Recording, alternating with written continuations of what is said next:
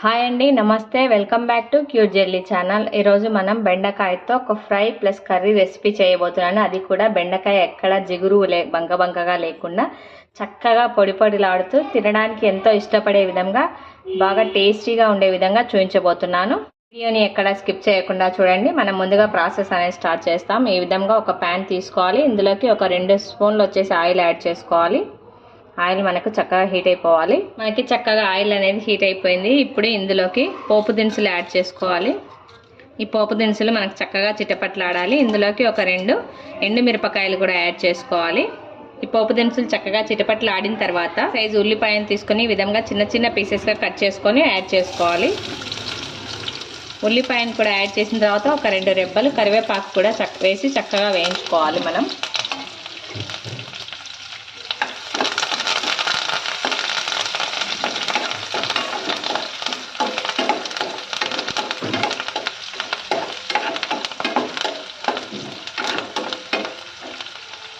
మనకి ఉల్లిపాయ చక్కగా గోల్డెన్ బ్రౌన్ కలర్ వచ్చేదాకా మనం బాగా ఫ్రై చేసుకోవాలి. కరివేపాకు కూడా యాడ్ చేసిన తర్వాత ఇందులోకి ఒక 2 పచ్చిమిరపకాయలని చిన్న చిన్న పీసెస్గా కట్ చేసి యాడ్ చేసుకొని చక్కగా వేయించుకోవాలి.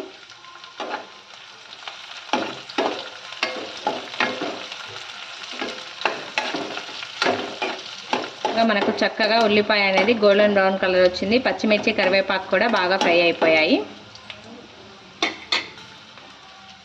ఇప్పుడు బెండకాయలను వచ్చేసి మీడియం సైజుగా ఈ విధంగా కట్ చేసి పెట్టుకున్నాను. వీటిని నేను శుభ్రంగా కడిగి మనము కర్రీ కానీ ఫ్రై కానీ చేసుకునే ఒక 1 అవర్ 2 అవర్స్ ముందుగా కడిగి బాగా చక్కగా న్యూస్ పేపర్ మీద ఆరబెట్టుకున్నట్లయితే ఇందులో ఉన్న వాటర్ కంటెంట్ అంతా వెళ్ళిపోతుంది. చూడండి, మనకి ఇక్కడ బంక అనేది లేకుండా పొడి పొడులు ఆడుతున్నాయి కదా. ఈ బెండకాయ ముక్కల్ని మనం ఆయిల్లోకి యాడ్ చేసుకోవాలి.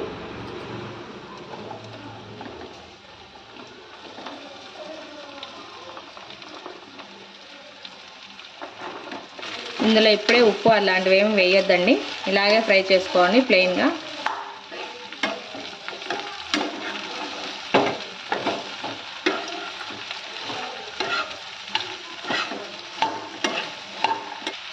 ఈ విధంగా చక్కగా మనం ఆయిల్లో మిక్స్ చేసుకున్నట్లయితే ఈ బంక అనేది రాదు అన్నమాట. జిగురు బెండకాయకి చక్కగా పొడిపొడిలు ఆడుతూ ఉంటుంది. ఇలాగే కాసేపు ఒక 5 నిమిషాల పాటు మనం మధ్య మధ్యలో బాగా కలుపుకుంటూ వేయించుకోవాలి.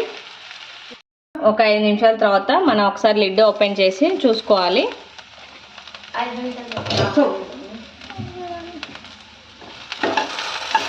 చూడండి, కాస్త మనకు మగ్గాయి అన్నమాట. ఈ బెండకాయలు వచ్చేసి కాస్త మెత్తబడాయి. ఈ స్టేజ్లో మనం ఇందులోకి రుచికి సరిపడా ఉప్పు, పసుపు యాడ్ చేసుకోవాలి. ఇక్కడ రుచికి సరిపడా ఉప్పు అనేది యాడ్ చేస్తున్నాను నేను. మీరు ఎక్కువ తింటే ఎక్కువ, తక్కువ తింటే తక్కువ, మీ టేస్ట్ని బట్టి మీరు యాడ్ చేసుకోండి. అదేవిధంగా ఒక 1/2 స్పూన్ వచ్చేసి పసుపు యాడ్ చేస్తున్నాను నేను. ఉప్పు పసుపు వేసి ఒకసారి చక్కగా మిక్స్ చేసుకోవాలి.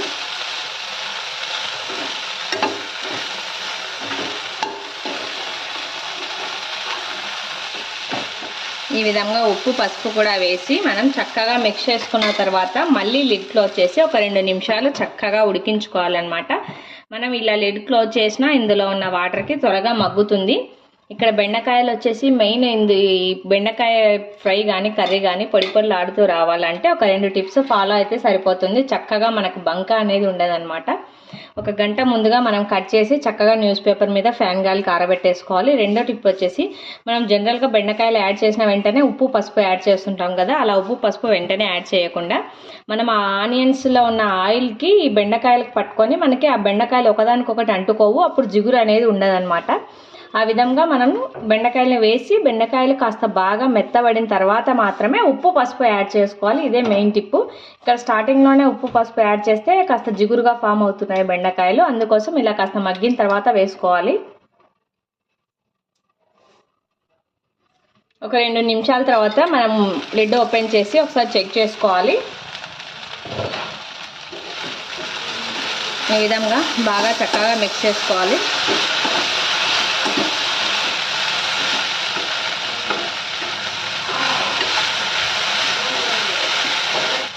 చూడండి, మనకి ఈ విధంగా బెండకాయ ఉప్పు పసుపును పీల్చుకొని చక్కగా మనకు మగ్గిందనమాట. ఇప్పుడు మనం ఇందులోకి రుచికి సరిపడా కారం యాడ్ చేసుకోవాలి.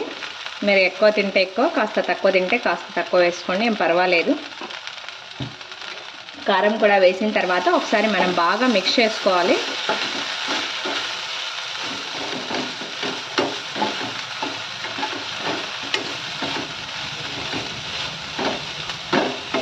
కారం వేసిన తర్వాత కూడా మళ్ళీ లిడ్ క్లోజ్ చేసుకొని ఒక 2 నిమిషాలు మనం చక్కగా మగ్గించుకోవాలన్నమాట. లేదంటే మనకు కారం అనేది కాస్త వాసన వస్తుందన్నమాట, పచ్చి వాసన మాదిరిగా. ఈ విధంగా కారం కూడా కాస్త ఇలా ఉడికించినట్లయితే చక్కగా బెండకాయకి పట్టేసుకుంటుంది.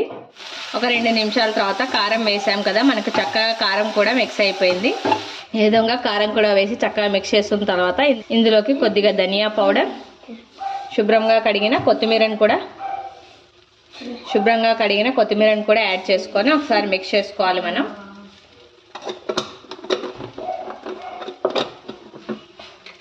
ధనియా పౌడర్, కొత్తిమీర వేసి ఒక్కసారి అలా కలిపేసి మనం వెంటనే స్టవ్ ఆఫ్ చేసేసుకోవాలి. చూడండి, మీకే తెలుస్తుంది కదా, ఎక్కడ బంక అనేది లేకుండా బాగా పొడి పొడిలాడుతూ వచ్చిందనమాట. చాలా టేస్టీగా ఉంటుంది, కానీ ఫ్రైగా కానీ ఎలా తిన్నా మంచి టేస్టీగా ఉంటుంది. చాలా సింపుల్ ప్రాసెస్, తప్పకుండా అందరూ ట్రై చేయండి. ఈ రెసిపీ కనుక మీకు నచ్చినట్లయితే లైక్ చేయండి, షేర్ చేయండి, తప్పకుండా అందరూ సబ్స్క్రైబ్ చేయండి. Thanks for watching.